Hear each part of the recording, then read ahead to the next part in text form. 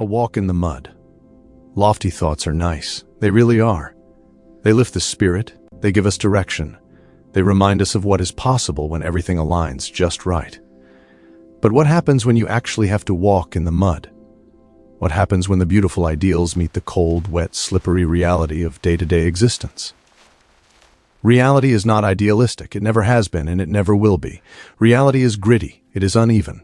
It is full of resistance and contradiction. And in that reality, people sometimes act like animals. When people act like animals, when they operate purely from instinct, from raw impulse, from territorial aggression, from fear-driven self-preservation, they must be controlled. Not out of cruelty, not out of superiority, but out of simple necessity. Unchecked animal behavior creates chaos, suffering, and destruction for everyone involved, including the person behaving that way. Does any of this strike a chord with you? Really think about it for a moment. Have you noticed any people acting like animals these days? In traffic, in stores, on social media, in workplaces, in politics, in families. Have you seen the snarling, the grabbing, the posturing, the blind lashing out? It's hard to miss once you start looking. I've talked before about assertiveness and fairness in communications.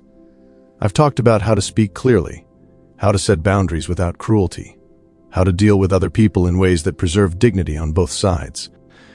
I've talked about living in harmony with the Christ spirit that dwells in our hearts, the gentle, persistent inner presence that speaks with the still small voice of our conscience. That voice never shouts, it whispers. It never forces, it invites. I've talked about how at some level we are all part of each other. We really are. We can't hurt someone else without hurting ourselves in some way. The wound we inflict ripples outward and eventually returns. That is not poetic metaphor. It is the structural truth of human interconnectedness. But then reality comes in. Hard. Fast. Someone aggressive hurts us. Someone takes something that belongs to us. Someone takes advantage of us, or worse, of those that we love. The betrayal stings, the violation burns. The injustice feels personal and immediate. And in that exact moment, where's all that fine talk about love? Where's the harmony? Where's the interconnectedness? It can feel very far away, can't it? Almost like those higher principles were only useful in calm weather. Almost like they evaporate the second the storm hits. Mostly I've talked about empowerment. Ways that we can become more empowered in our lives. Ways that we can increase our ability to fulfill our true purpose in life, whatever that may be for each of us individually. I've talked about living by example, about showing up as the version of ourselves that others can look at and say, that's possible. I could do that too. I've talked about helping others become strong as well, because strong people can take care of themselves. Strong people can take care of the ones they love. When we are strong and empowered, we can protect and assist those that are weaker than we are.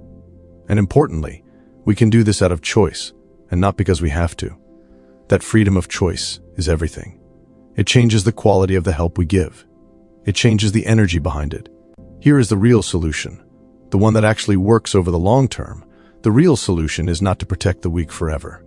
The real solution is not to stand as permanent guardians between the vulnerable and the world.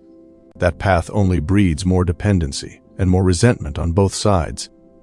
No, the real solution is to help the weak become strong enough to take care of themselves, to give them the tools, the confidence, the knowledge, the inner fire so they no longer need constant shielding. And when it comes to predators, those who hunt vulnerability, who feed on weakness, the solution is not to rid the world of predators. That's a fantasy. Predators have always existed and they always will. The realistic, workable solution is to make predators respect us, to make them see that we are not easy prey, to make them decide on their own that it's not worth the effort or the risk to come after us or ours.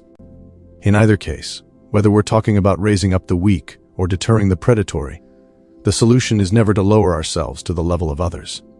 Never. The moment we do that, we lose. We become what we were trying to overcome. Instead, the path is to help others rise to the level that we are at. That means living at the highest level possible ourselves. That means setting as strong and as clear an example as possible. Not through preaching, not through judgment, but through quiet, consistent demonstration. When people see someone living with real strength, real integrity, real compassion that doesn't crumble under pressure, they feel the pull. They want that too. Inspiration is far more powerful than coercion. It always has been. We are all seeking prosperity, pleasure, and happiness in our own ways. Every single one of us, no exceptions. We seek these things biologically, through the vehicle of our physical bodies. We seek them through our physical actions, the work we do, the movement we make, the food we eat, the rest we take. We seek them through our emotions, the feelings we allow, the connections we nurture, the joys we chase. We seek them through our thoughts and communications with others, the ideas we share, the stories we tell, the understanding we build. We seek them through our hearts and love relationships, the intimacy, the trust, the vulnerability, the deep belonging. We seek them through the joy of learning new things, through experiencing the richness of what life has to offer at all levels of experience: physical, emotional, mental, relational, spiritual. We have souls. We have an ego with self-esteem. We have creative, conscious awareness. All of these aspects of who we are have their own individual needs. Each one must be fulfilled, each in its proper order and proportion, if we are to lead a rich, healthy, and abundant life. The worst thing we can do, the single most destructive choice we can make, is to feel obligated to fulfill someone else's expectations, to live up to somebody else's standards, to twist ourselves into shapes that were never meant for us just to gain approval, safety, or belonging. It's hard enough for us to do these things for ourselves, to meet our own authentic needs with honesty and courage. Trying to do it for someone else's script at the same time is a recipe for exhaustion, resentment, and eventual collapse. It's time for people to understand a very simple but revolutionary truth.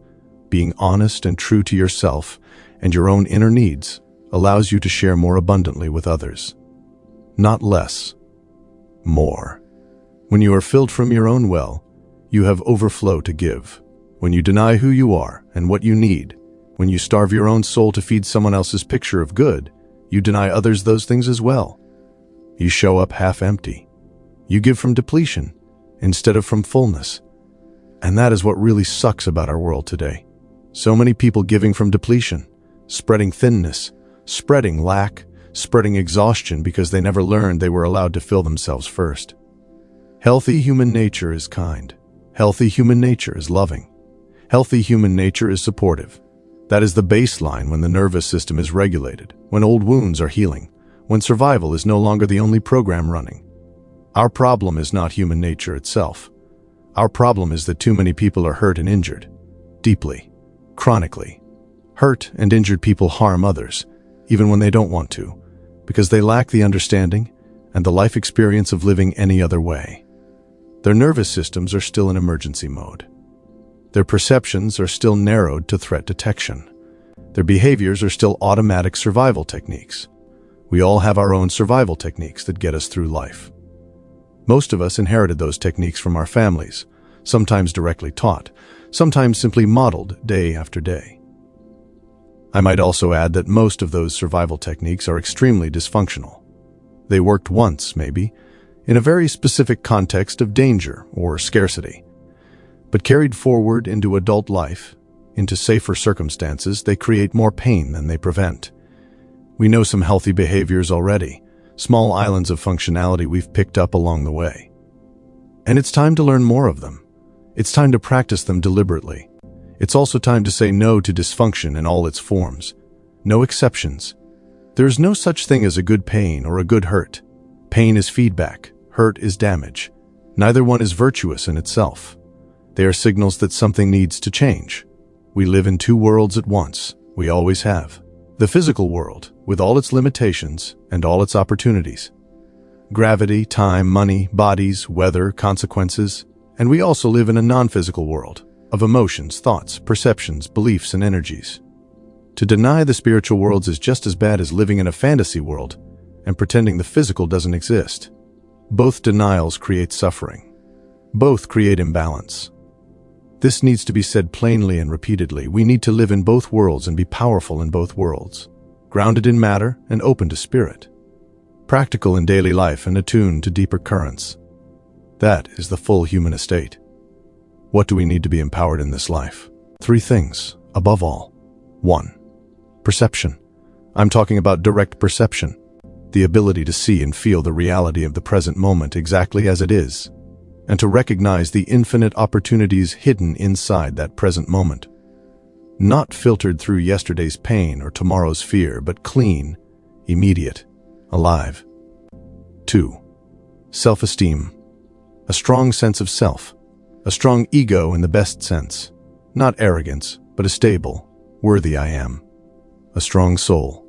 A strong observer self that can watch thoughts and feelings arise without being swept away by them. 3. Life experience. How we gain competency in life by actually doing things and experiencing things. Real, embodied experience. These experiences can be physical, building, moving, risking the body. Sexual, exploring intimacy and desire honestly. Emotional, feeling deeply and learning to regulate. Intellectual, studying, questioning, mastering ideas. Spiritual, opening to mystery, silence, connection beyond the personal. The point is clear: we grow by experiencing things on all levels. To deny any level of existence is to deny part of what life has to offer. It is to live partially, and partial living produces partial results. So take this walk in the mud. Don't avoid it. Don't romanticize it. Don't pretend it's not there. Step into it consciously. Bring your highest ideals with you. Bring your inner guidance. Bring your growing strength. Bring your willingness to learn from every slip and every solid step, because that is where the real transformation happens. Not in the clean temple of thought, but right here, in the mud, where everything is tested and everything becomes real.